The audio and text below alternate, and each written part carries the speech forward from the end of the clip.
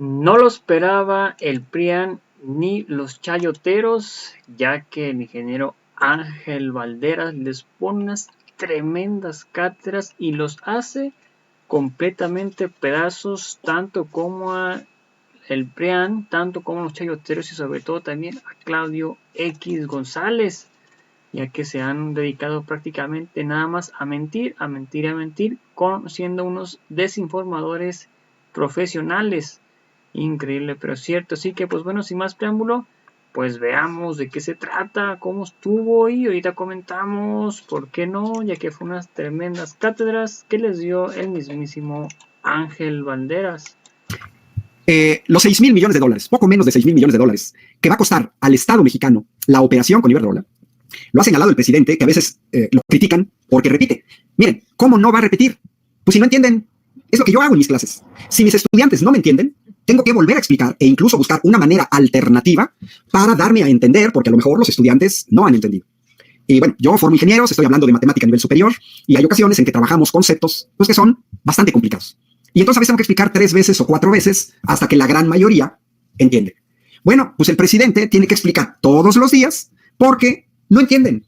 O sea, es increíble, pero no entienden. No entienden que la operación con Iberdrola fue una inversión, no un gasto. Hay una gran diferencia entre inversión y gasto. En ambos yo gasto dinero.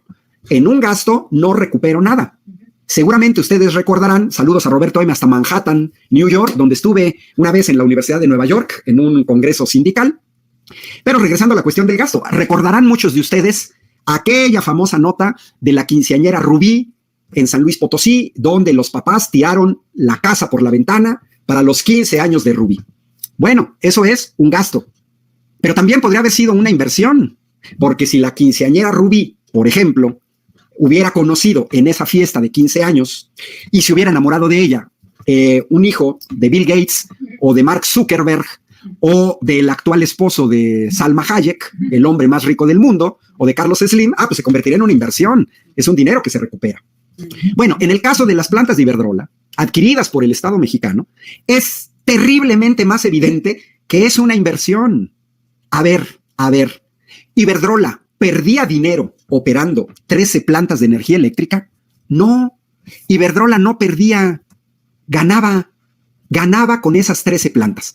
Voy a comenzar a compartir pantallas para que se den una idea, como siempre, pues aquí es una cuestión del manejo de datos. Y quiero comenzar, lo compartí la semana pasada, con este comunicado de Iberdrola para explicarles a panistas y priistas, para explicarle a la derecha mexicana, al señor Claudio X González, disque de mucho mundo, y no se nota. Este es el comunicado oficial de la empresa española Iberdrola, y remarqué en azul que vean que dice Bilbao. Me voy a ir abajo del comunicado hasta el final quiero resaltar esto que aparece aquí abajo. Miren, eso que aparece ahí abajo dice domicilio social, Plaza Euskadi, Bilbao. Y luego aparece incluso Vizcaya, como lo escriben los vascos, con B grande. Es algo elemental. Si una empresa extranjera gana dinero en México, las ganancias terminan fuera de México. ¿En dónde terminaban las ganancias de Iberdrola? Donde les acabo de enseñar, en Bilbao, en la capital del país vasco.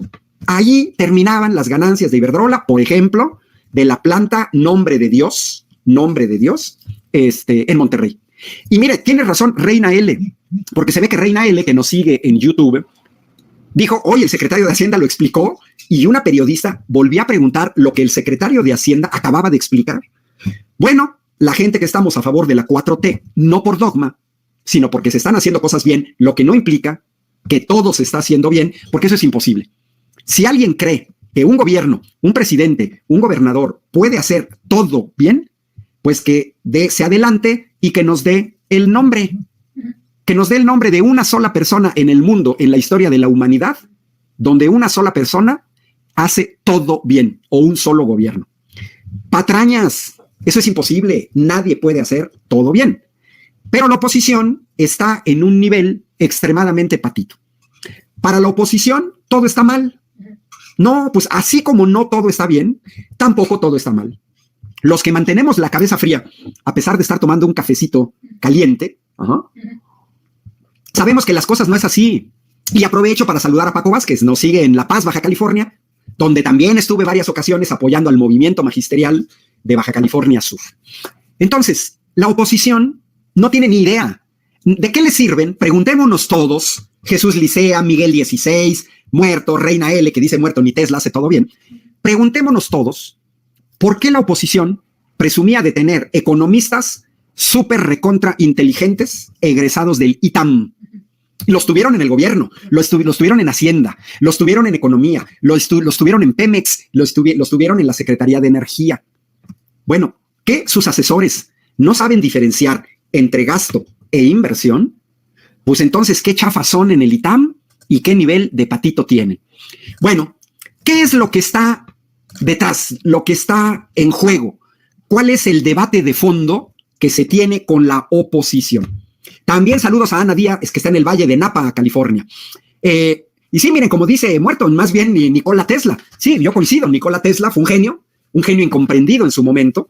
Si se hubieran seguido las teorías de Tesla, creo que la humanidad no habría contaminado tanto por la generación de energía eléctrica, pero a Tesla le pasó lo que le pasa a toda la gente avanzada en su momento.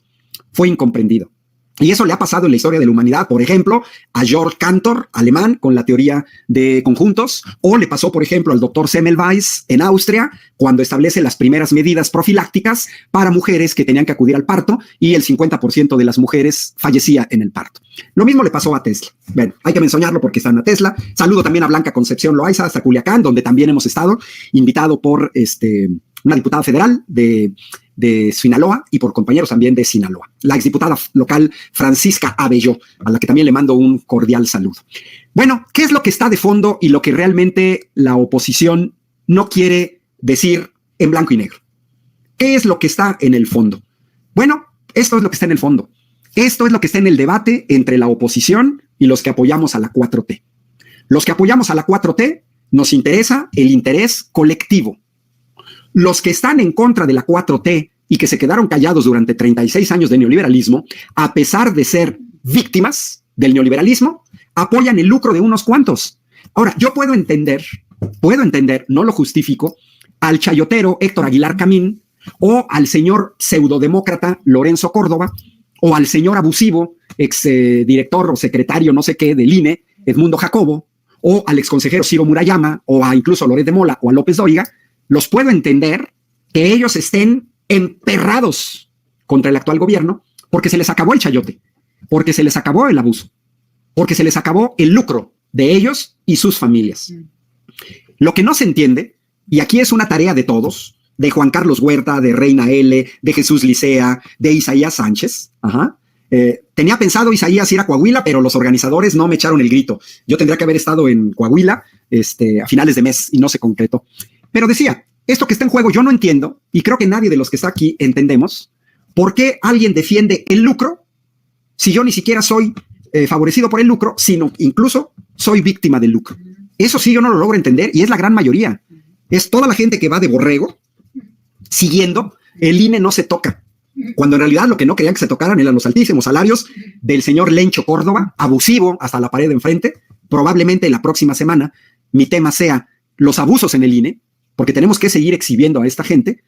Veía que ayer estuvo en Mexicali, no sé si alguien nos está siguiendo aquí de Mexicali, pero yo no sé quién en sus 5 sentidos, sin andar hasta acá con psicotrópicos, puede pagar 1,500 pesos para ir a escuchar al señor Lorenzo Córdoba. Híjole, man. Creo que esos serían los 1,500, eso sí es un gasto, para que vean, esa no es una inversión. Saludos en Leywood, Colorado, Aarón Macías. Eso sí es un gasto. Y pagar 1,500 pesos por ir a escuchar las tonterías que dice Lorenzo Córdoba, eso sí es un gasto. Y si a Lorenzo Córdoba no le gusta que yo diga que dice estupideces o que dice tonterías, pues lo reto a que nos echemos un debate. Yo no cobro, que cobre él. Yo lo hago gratis por amor a mi patria, sin tener el sueldazo que él tenía, porque se supone que él es un académico de la UNAM, investigador del Instituto de Investigaciones Jurídicas. Bueno, pues yo lo reto a que debatamos. Yo, investigador de la Facultad de Ingeniería, él, investigador del Instituto de Investigaciones Jurídicas, para exhibir el abuso de gente como este tipo, que no hace honor a su padre, y me quito el sombrero, que no traigo sombrero, pero me quito el sombrero por su papá, el señor Arnaldo Córdoba. hombre de izquierda, congruente, pero ni modo, le salió un hijito, fifí, oveja negra, abusivo, porque eso sí quiere vivir como junior, pero no porque haya construido una empresa. Bueno, ¿qué está entonces detrás? Regreso a la diapositiva porque me faltó la otra parte. Lo que está detrás es el lucro contra el interés colectivo. Y el interés colectivo es un control estatal, no de todo, no total. Ya el fracaso de la Unión Soviética nos enseñó que tampoco es total. El éxito hoy en día de China como potencia económica nos muestra que no es el control estatal total. Pero tampoco, a diferencia de Estados Unidos, donde tienen privatizado todo, incluida la salud y la educación, porque ahí es el control privado. Y la diferencia es muy clara, clarísima. En una empresa pública, las ganancias se administra gente no corrupta, las ganancias se reparten entre todos. Le toca a Sócrates Platón, a Juan Carlos Huerta, a Álvaro Zárate, a Jorge Cruz, saludos acá en el Marqués, a todos nos toca. Pero yo quisiera que aquí la gente que está siguiendo esta transmisión nos dijera si Carlos Slim les da parte de sus utilidades. O les ha tocado que Jeff Bezos, el dueño de Amazon, les dé reparto de utilidades. ¿Ustedes creen que el señor Elon Musk va a repartir a toda la gente sus utilidades? El señor Larrea, del Grupo México, el finado Alberto Balleres, Mariazún Aramburu Zavala, cuando controlaba el Grupo Modelo, repartía. Miren, ni a sus trabajadores reparten, menos nos van a repartir a todos. El control privado significa que las ganancias se quedan privadas. Y una cosa que la oposición antipatriota, traidora a la patria, exhibe con sus hechos y nos quieren ocultar, es que cada nación vela por sus intereses. Miren, ahí les enseño a Vattenfall, que es la empresa de energía eléctrica en Suecia. Tengo subrayado en rojo, dice 100% controlada por el Estado sueco. Dice Vattenfall produce, distribuye y vende electricidad, calefacción y gas. Y es una empresa, si le sumamos 70% de Equinor, la controla el Estado noruego. 70%. Entonces, aquí en México, esta oposición antipatriota que tenemos en México se enoja, se molesta porque aumente la participación del Estado mexicano en la generación de energía eléctrica. Yo no he visto al señor Claudio X González, no he visto al panista Marco Cortés, no he visto a la señora Denise Dresser, no las he visto, que salgan a quejarse de estas empresas suecas, noruegas, finlandesas, porque el Estado controla la generación de energía eléctrica. Pues claro que no. Y además, aunque salieran a quejarse, de todas maneras, aunque salieran a quejarse, pues no los pelarían. Y no los pelarían por la sencilla razón pues de qué tiene que ver o qué se tienen que meter ellos con las decisiones autónomas de un país.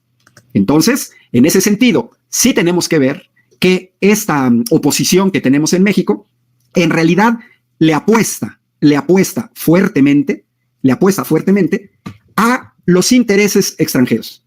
Ellos están contentos con que los extranjeros vengan a México y se lleven las enormes ganancias. Para ellos están a todo dar con una situación de ese tipo. Pero ellos son víctimas. Aquí lo que no se entiende es que ellos son víctimas porque las ganancias que se obtienen terminan en el extranjero.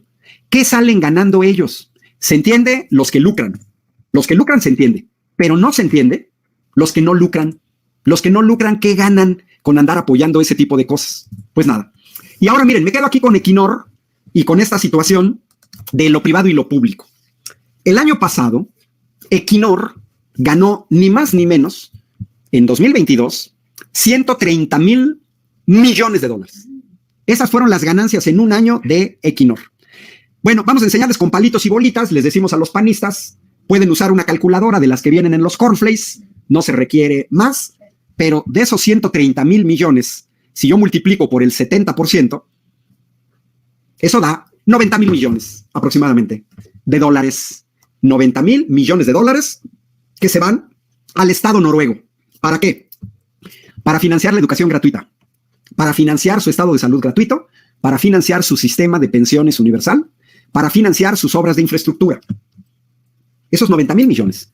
Si Equinor fuera privada, como el caso de ExxonMobil en Estados Unidos, pues lo que le llega al Estado es simplemente lo que vas a pagar de impuestos. Statoil pagaba de impuestos alrededor de un 20%, que es el antecedente de Equinor, y entonces, si yo gano 130 mil millones, pero solo voy a pagar de impuestos el 20%, al Estado noruego no le llegarían 90 mil millones de dólares, le llegarían 26 mil millones de dólares.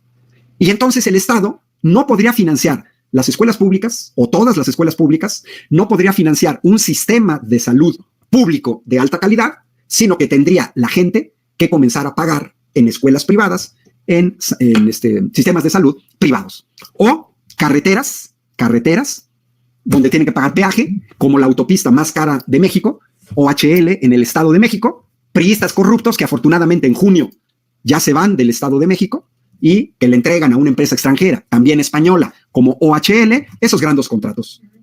A nadie nos debe sorprender que Carlos Salinas de Gortari, que Felipe Calderón y que Enrique Peña Nieto estén en España. Favorecieron empresas españoles durante sus gobiernos con jugosos contratos, con el no pago de impuestos. Y entonces reciben su recompensa. Ahí está la gran diferencia que no se entiende en México.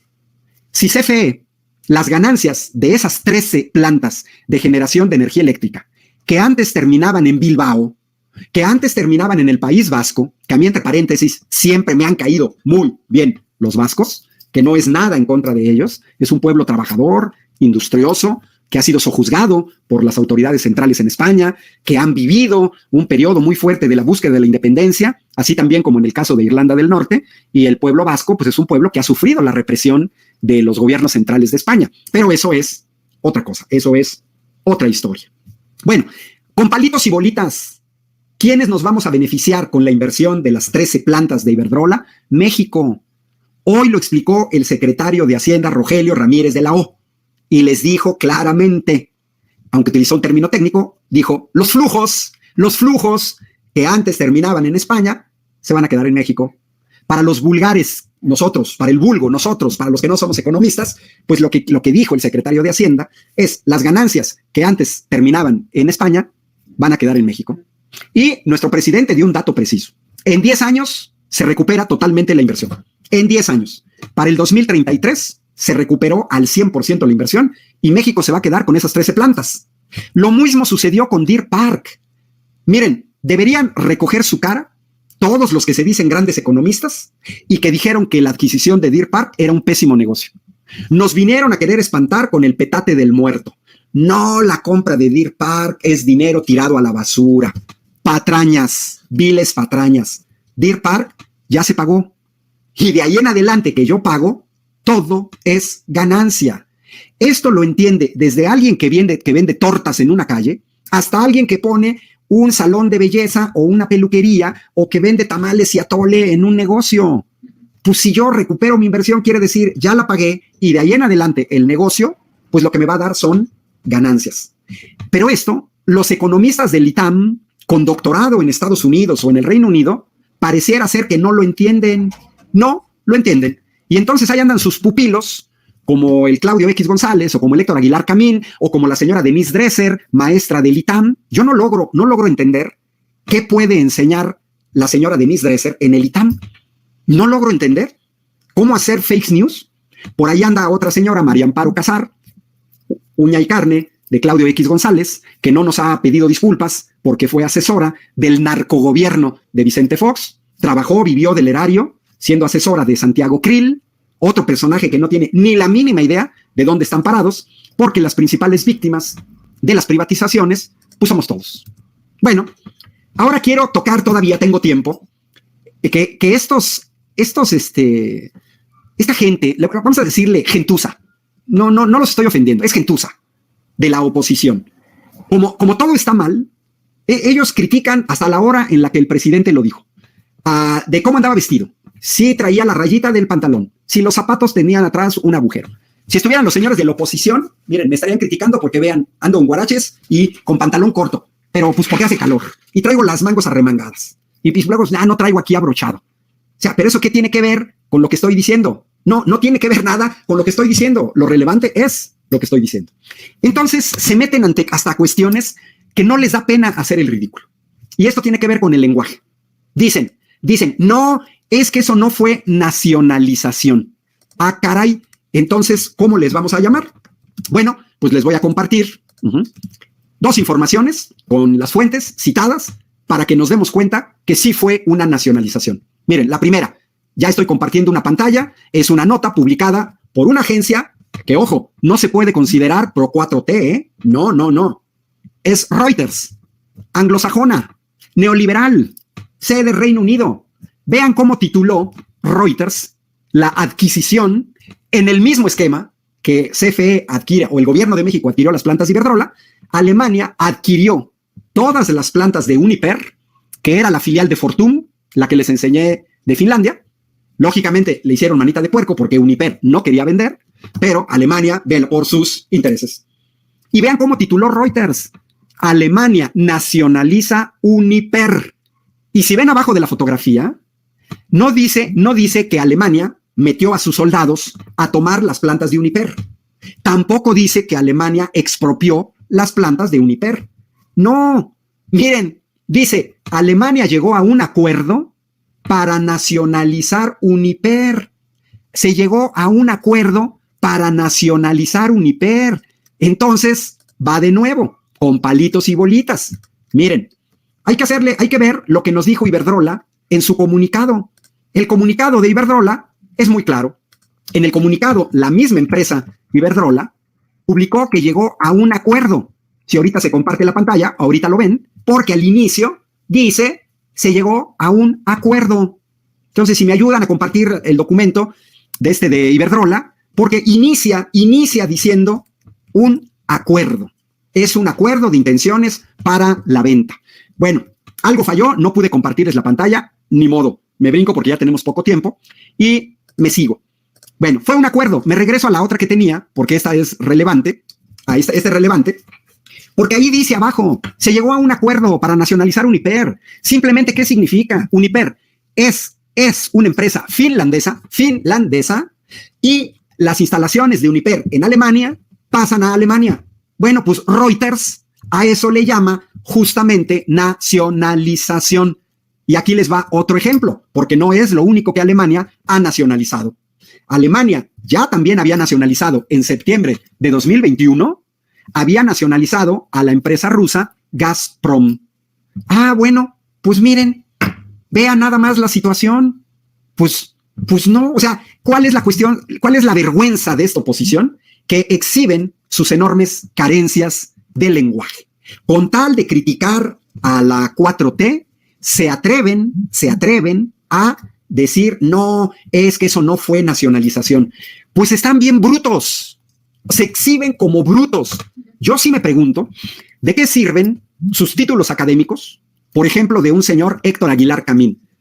¿De qué le sirven sus títulos? ¿De qué le sirven sus títulos a esta gente que sale en los medios de comunicación y no se les cae la cara de vergüenza a decir que no es nacionalización? Bueno, pues si antes era una empresa española y ahora es una empresa mexicana, eso se llama nacionalización. Y con esto que les estoy mostrando aquí en China, pues si era antes Gazprom, era rusa, ahora es Alemania, pues los medios le llaman nacionalización.